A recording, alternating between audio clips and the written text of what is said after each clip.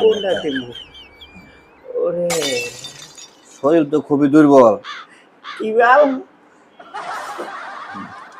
দুর্বল দুর্বল?